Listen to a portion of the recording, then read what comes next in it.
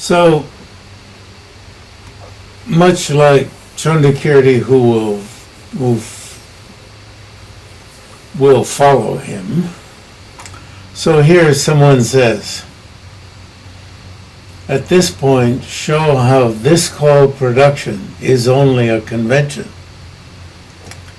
Now, this is what John Sheba shows got Buddhapālita in deep trouble. Because he should have said, at this point, show how this called production does not exist or does not inherently exist, but instead he said, is only a convention. That means that Nagarjuna's intention in refuting production was to show that it only conventionally exists. That the reasoning, not from self, not from others, not from both, not causelessly, are any things ever produced anywhere, that those four reasonings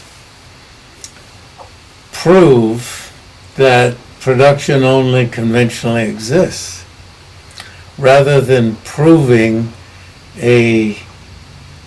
rather than being four non-affirming negatives that prove that things don't inherently exist or that things are not inherently produced.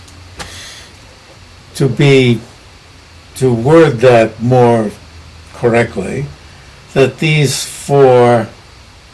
eliminating these four possibilities of production, that these four prove that things are not inherently produced. And that in turn proves that things don't inherently exist. All of these being non-affirming negatives.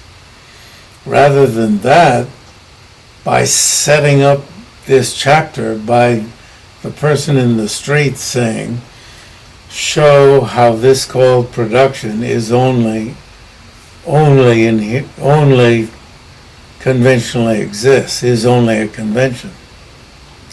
So Buddhapālita stepped in it. He's trying to help us by telling us what the person in the street says, but stepped in it right away. And at the very end of this short display, the end of this chapter.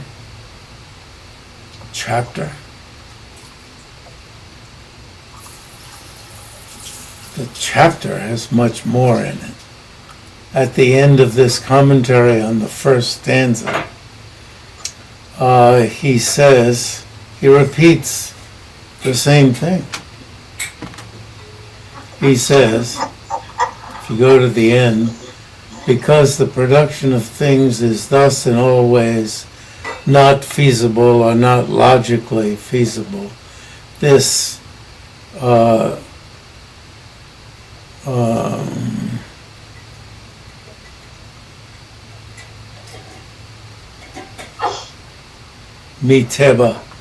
Teba has a logical sense to it.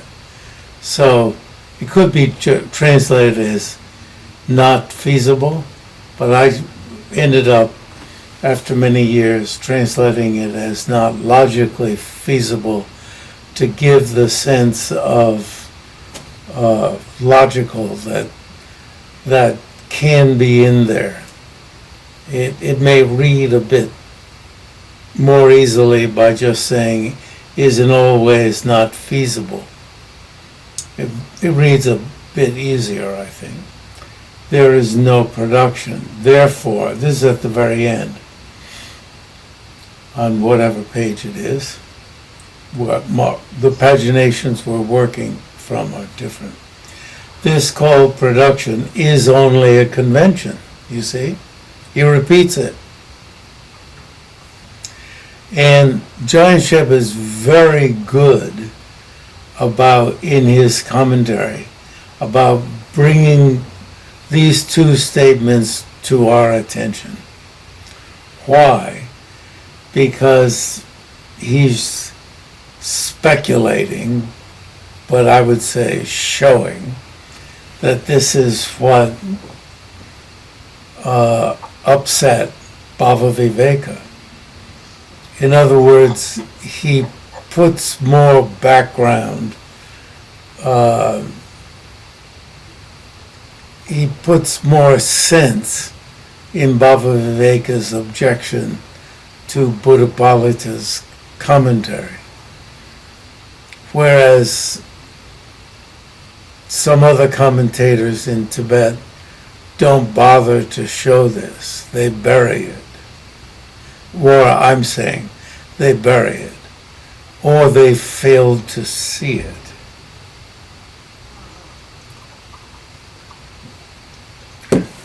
Which is too bad. It's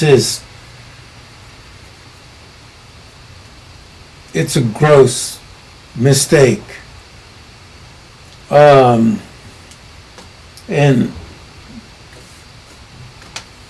when you get involved in this controversy between Buddhapālita, Bhāvaviveka, and Chandrakirti, well,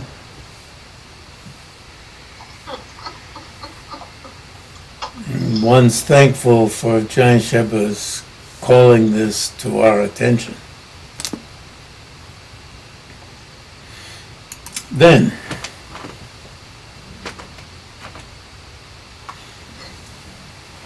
it's a faux pas that has to be dealt with.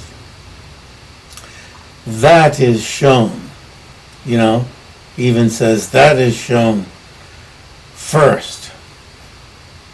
That means that at the beginning of the first chapter. Now, what comes before the first chapter is the expression of worship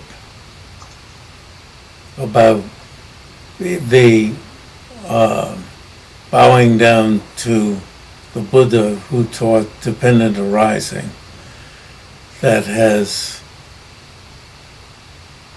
no cessation, no production.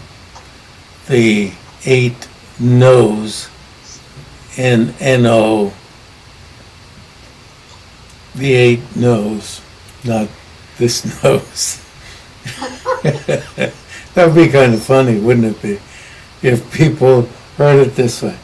8 no's is emphasized in Chinese Buddhism. It's a nice way of putting it. 8 no's, not N-O-S-E. But if somebody heard 8 no's, wow, 8 noses, 8 noses. How? From self. From self is the equivalent of saying Danyile. Dakle is the same as saying Danyile. About that, respectively, things are not produced from self. Now, if you notice in the next sentence, this has come to be called the brief indication, this sentence. He makes a mistake in this sentence. Things are not produced from self. It can be looked on as a mistake. Bhāvaviveka takes it to be a mistake. In the next sentence he says, the production again of things already existing in their own entities is purposeless. You see, in the previous sentence, he says the equivalent of, in the reason clause, their production. He doesn't say their production again.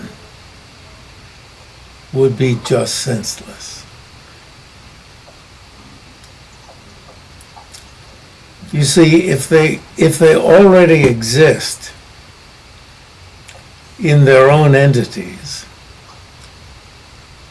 their production again would be senseless. If they already exist in their own causes, why do they need to be produced again?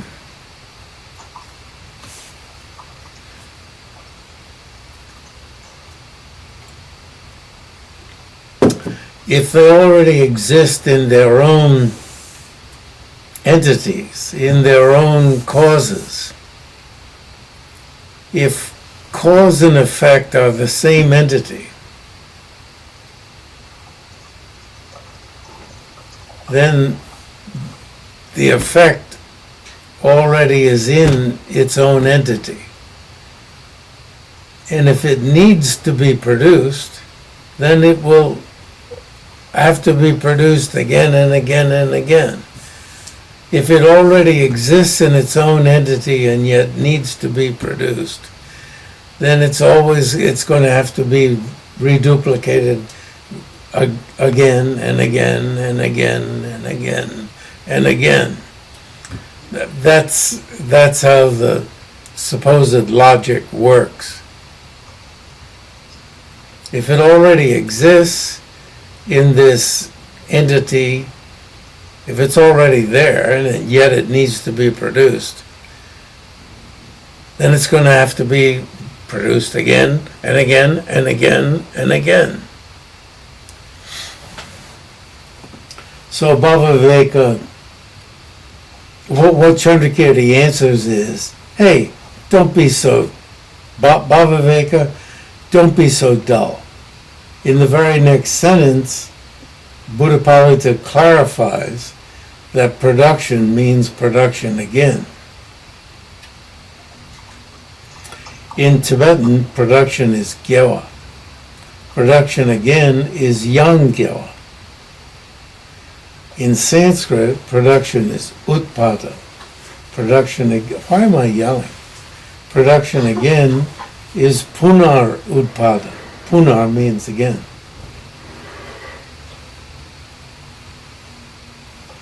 So because what Chandrakirti says is the first sentence in the about that respectively sentence, that's the brief indication. The extensive indication is in the next sentence. And it's like saying, what are you, blind? You didn't see the second sentence?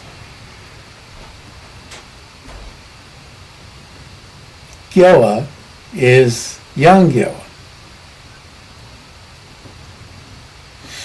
So Chandrakirti comes to Buddhapālita's defense, which seems justified. What Bhāvaviveka could say in response, if he were still around, as one, he was Dutch, he passed away, he came to Virginia. He was pretty much saying, well, poor Bhāvaviveka, by the time Chandrakirti came around, Bhāvaviveka had passed away, and poor Bhāvaviveka, he couldn't respond. He was taking Bhāvaviveka's side. And Tibetan debaters, however, if you have to take Bhāvaviveka's side, which you do, you come back with a vigorous response. You don't say, man, poor Bhāvaviveka, you died by that time. How could I come up with a response? No, you vigorously get into his mindset and you give a vigorous response. And the obvious vigorous response is you take the first sentence as the first sentence. You don't look to some other sentence. You don't look to the next sentence to make up for the first sentence. he made a lousy sentence. Duh.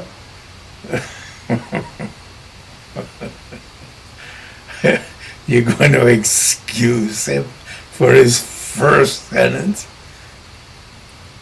You know, this is logic. Production isn't senseless. Production isn't endless. Production again, yeah, sure.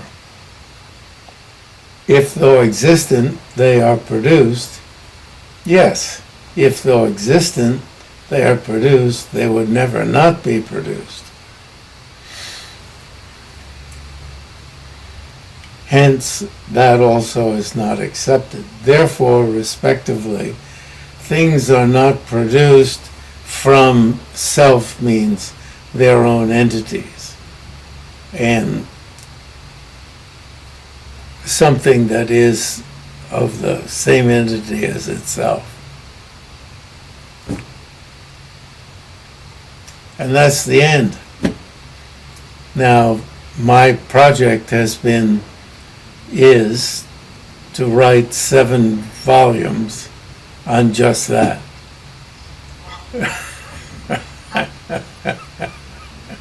Sort of like, really?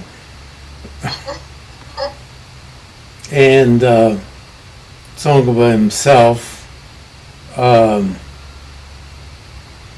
as I've said, revised his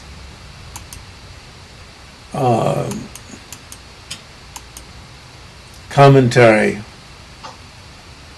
from his exposition in the Great Exposition of the Stages of the Path, 6 years later, published 6 years later in The Essence of Eloquence.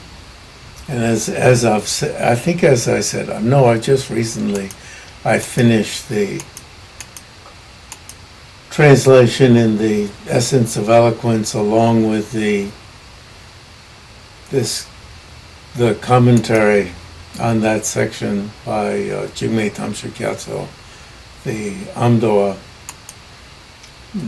No, but blah, blah, blah, I won't tell you what it'll eventually come out with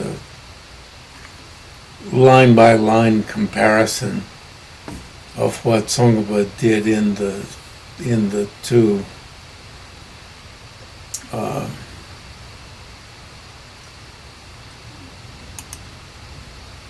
in how he changed it. Fortunately for me, how he changed it in The Essence of Eloquence is extremely short, very staccato. So then, Buddhapālita goes on to, they also are not produced from other. Now, other is then extremely other. These are this just to show off. These are the types of things I was reflecting on in it's either the 3rd grade or the 6th grade. I think it was the 3rd grade.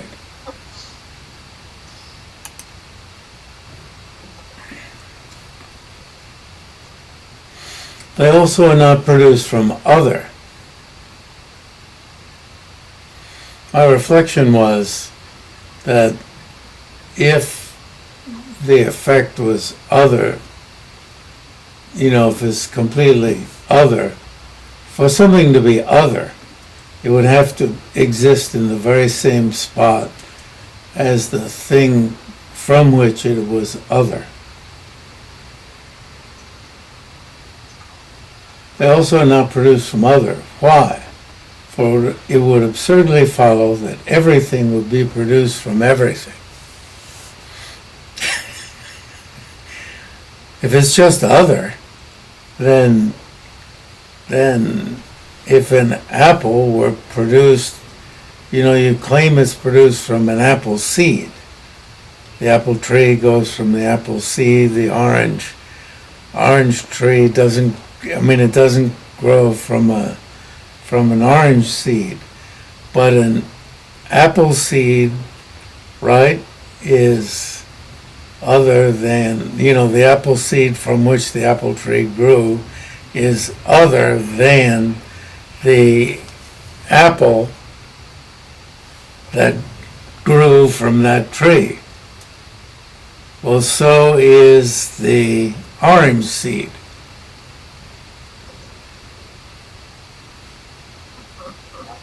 So is the table on which your computer is sitting.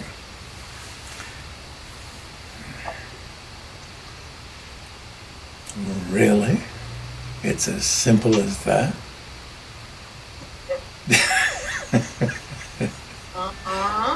Yes, so it says, for it would follow that everything would be produced from everything.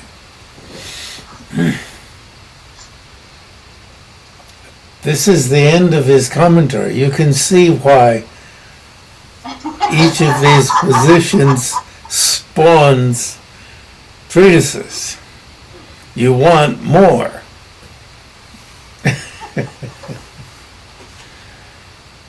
And that's the end of it. That's the end.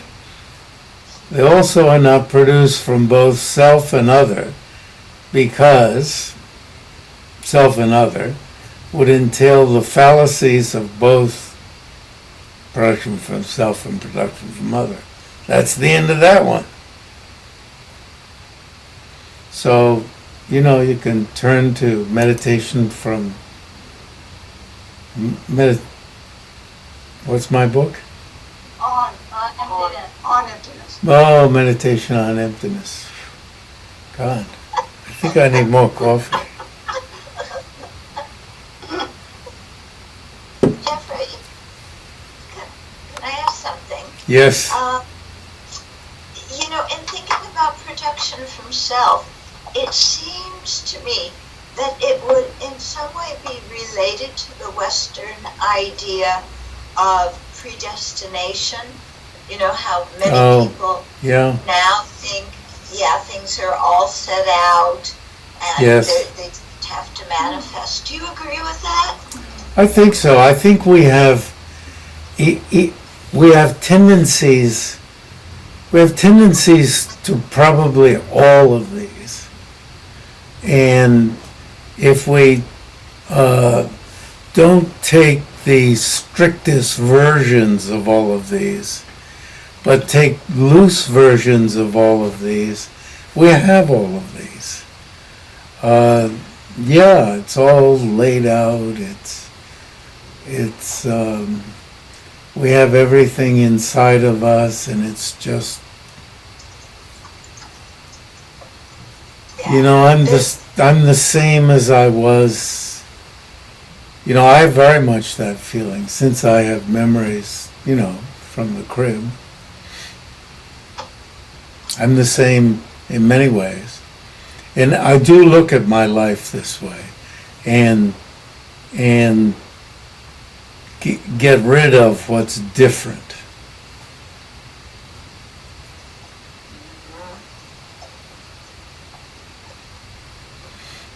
And see the sameness. And I have to remind myself that, I was a crying, babbling idiot so often,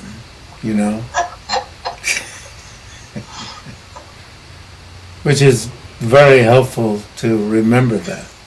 Yes. And, as the arrogant bastard, I can remember that better, because I still am quite a bit like that.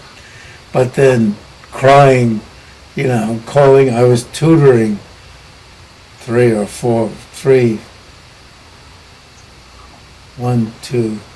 boys. And, the parent, well, I don't want to say too much, and it's being recorded, but we're very difficult on the boys, and that made them need tutoring. But finally, they began work, mostly the mother, working on me, And I was reduced to crying and called my parents, come get me, come get me. I can't take it anymore.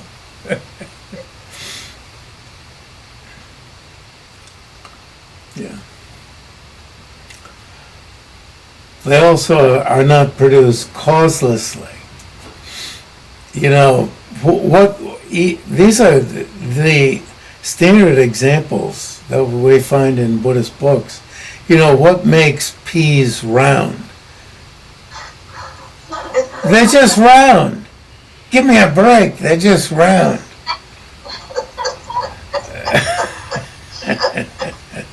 You know, if a push comes to shove, well, that's their nature. And, you know, and then you push more. And then you say, oh, well, science can probably tell us. And then you say, oh, well, for sure. You know, then it goes to, then there's causes and, you know, blah, blah, blah, rely on that. But, you know, when, you know, why does this watch hold together? Well, it's, why do the particles not just fall apart?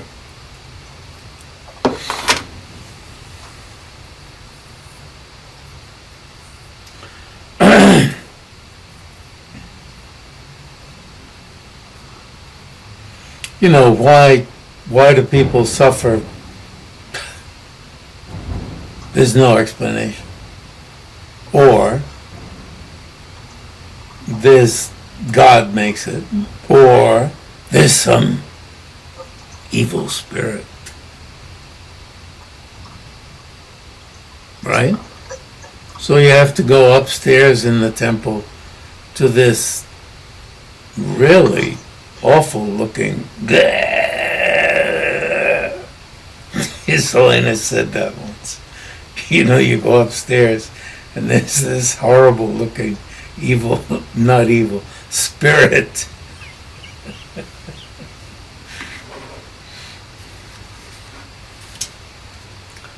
Buddhist temple, Tibetan temple, that you have to propitiate.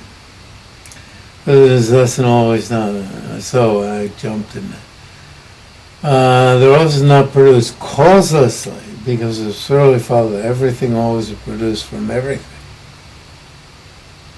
And because there would be the fallacy that all endeavor would be just senseless. Why, you know, we plant things. Why do we plant things outside? So that something, you know, I was just thinking maybe in Virginia we should plant something now that the porch is finished. Plant something in front of the porch, on, you know, because it's on the west side.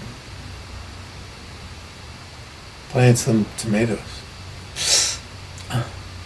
Because you want to get the tomatoes. That's endeavor, planting. Betsy and I planted a garden. We have a rather big garden, but we didn't want to weed it in the hot Virginia sun.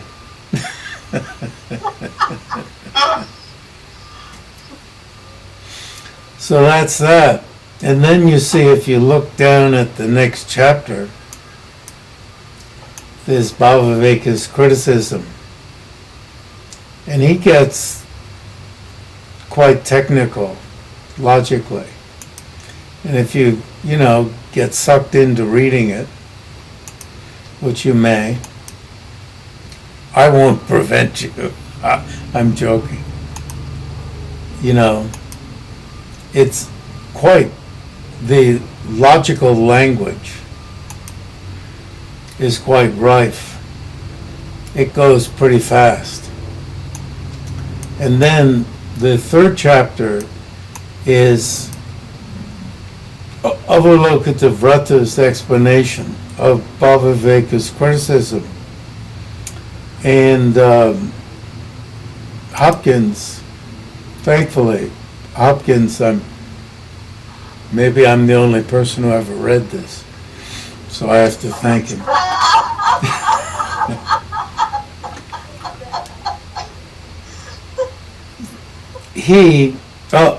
not Hopkins, Avalokitavrata patiently goes through.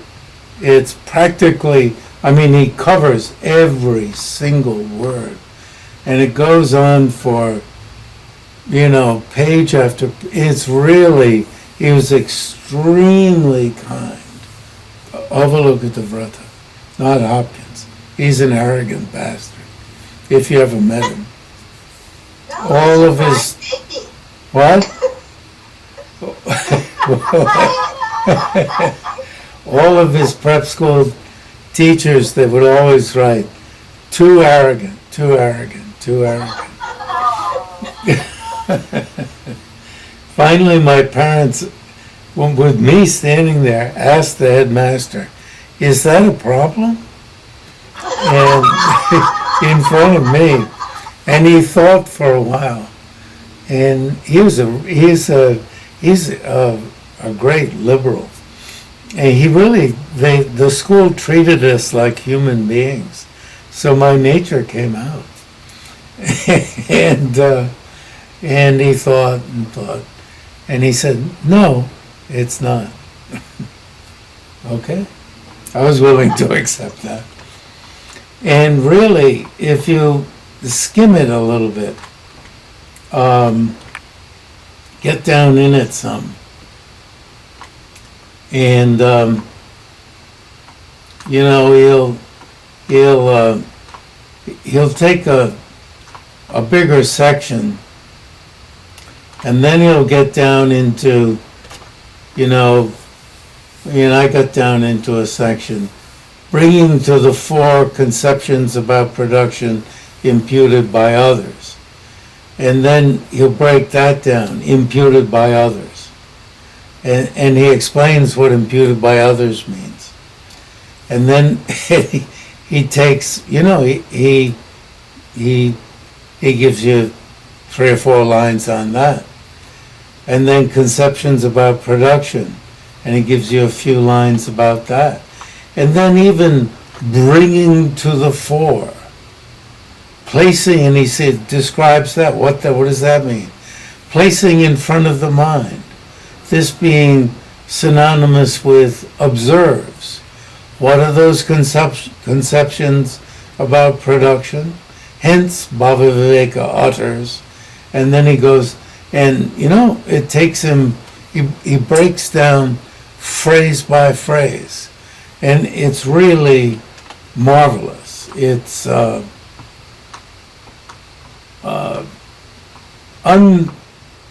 I was going to say unbelievably. There's nothing unbelievable about it. It's completely believable. It's right in front of us. It's believably marvelous. It's just terrific, because Bhāvaviveka is so curt, even looking arrogant, like a logician who's showing off his logic. And Avalokitavrata, just switching to Sanskrit, I start stuttering,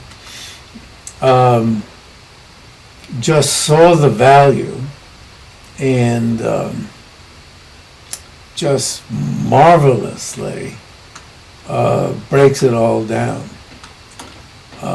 I can say, let's say, you would think I had to be patient to do all of this. But as I say about Thupten Jimba and His Holiness in working with mind and life, from my point of view, they have to be patient, which means I would have to be patient. But they don't. They take delight in it. And I don't know how much delight I have. I have delight in the finished product.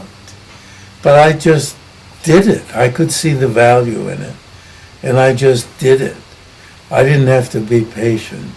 I just did it day after day, month after month, and it didn't take patience. I don't call that patience. Patience means you have to put up with something.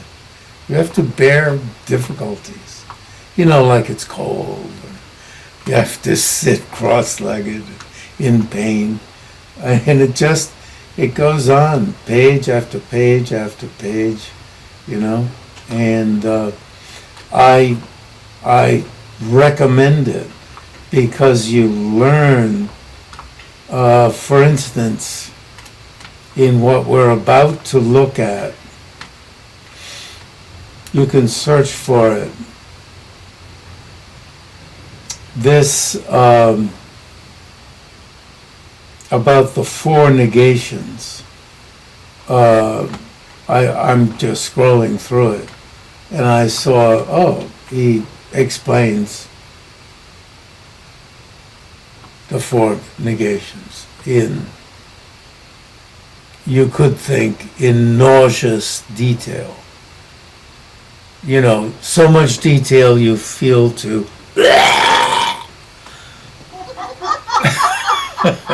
no, you need it. You need it all,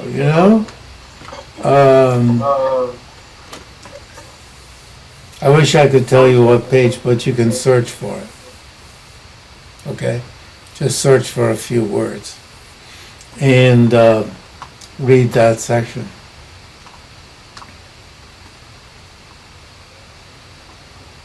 And, you might say, oh, well, that's sort of silly. It's totally obvious.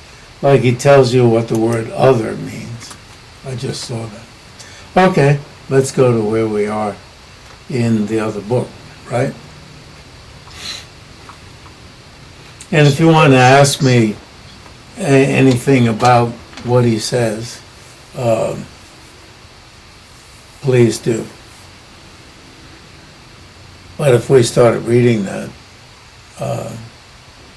we'd have to gain control over the process of rebirth.